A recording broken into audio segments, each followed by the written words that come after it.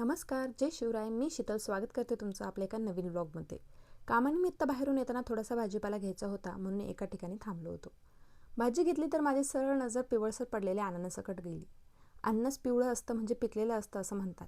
पण म्हटलं आजीला एकदा विचारावं. आजी म्हटल्या पिवळं अननस खायला गोड लागतं आणि पिकलेलं पण आहे. मग काय म्हटलं, म्हाताऱ्या माणसाचं ऐकायलाच पाहिजे.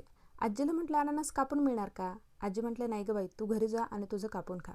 मग काय पानासोबतचं अननस घेतलं. अननस होतं 60 रुपयामध्ये. तुमच्या भागात अननस कितीला आहे? कारण परवा डीमार्टसमोर 50चे 2 अननस विकत होते. पण म्हणतात ना, अननस वर्षातून एकदाच येतं, म्हणून म्हटलं त्याचं काय मोलभाव करायचं. उरलेले पैसे घेतले आणि घराच्या दिशेने निघालो. घरी आल्यावर हे अननस कोण कापणार याचं डिस्कशन चालू होतं.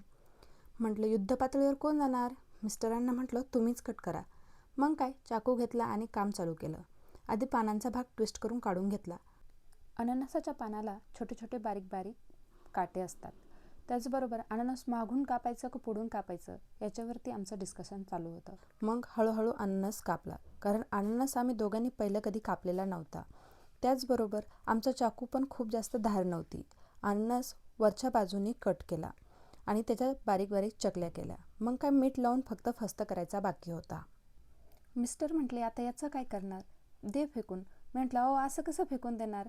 मागच्या वेळेस मी हे पाण्यात लावलं होतं तर ते खूप छान आलं होतं. ते म्हटले दाखव कुठं लावलं.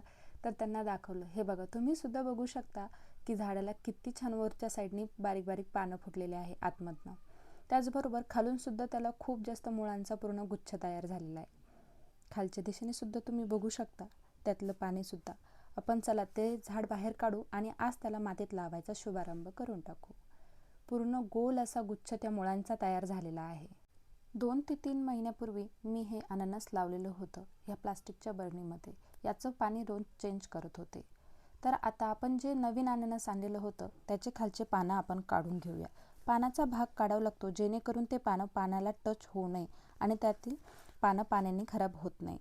मुळं पण त्याला खूप जास्त फुटतात आणि जे पानं आपण काढून घेतले त्या खोडाच्या ठिकाणी नवीन नवीन मुळं फुटतात. 2 ते 3 दिवस मिळून हे पाणी रोज चेंज करावं लागतं. नाहीतर ते पाण्याचा खराब वास येतो आणि आपलं झाडसुद्धा खराब होतं. हे असं झालंय, झाड झालं छोटं आणि त्याची बरणी झाली मोठी. तर आपण आता याला पाण्यात ठेवलेलं आहे. काही दिवसांनी यालासुद्धा मुळं फुटतील. आधी इथे एक झाड लावलेलं होतं, पण ते काही कारणामुळं आलंच नाही. म्हणून म्हटलं आपण त्याच जागी हे पण झाड लावून देऊ. खुरप्याने माती काढावी लागत होती. छान खुरप्याने माती मोकळी करून घेतली आणि त्या ठिकाणी एक छोटासा खड्डा तयार केला होता. त्या मुळांच्या साईजचा, कारण मुळे एकदम छोटी छोटी होती. म्हणून हाताने काही माती काढली आणि खड्डा थोडासा खोल करून घेतला. तुम्ही बघू शकता किती गोल गोल राऊंड राऊंड मुळं तयार झालेली आहे. आता आपण त्यात झाड लावून देऊ आणि त्यावर हळूहळू माती टाकू. आपण पण त्यात थोडी थोडी माती टाकू, नाहीतर म्हणतील कॅमेरेमॅनने फक्त शूट करायचं काम केलं. असं व्हायला नको. ह्या झाडांची पानं लाल का झाली असावी, तुम्हाला काय वाटतं? झाड तर लावून झालेलं आहे. आता झाडाला पाणी घालावं लागणार, कारण इतक्या दिवसात ते पाण्यातच होतं. आता त्याला मातीची उष्णता लागून त्याची मुळं खराब व्हायला नको, म्हणून त्याला गच्च आळं भरून आपण त्याला पाणी घालू. तुम्ही पाहत असाल तर पाण्यात खूप छान झाड आलेलं होतं. तसंच हे मातीत पण छान यावं आणि एका वर्षाने आपल्याला नक्कीच अननस खायला मिळावं. भेटूया नेक्स्ट व्लॉगमध्ये. थँक्यू.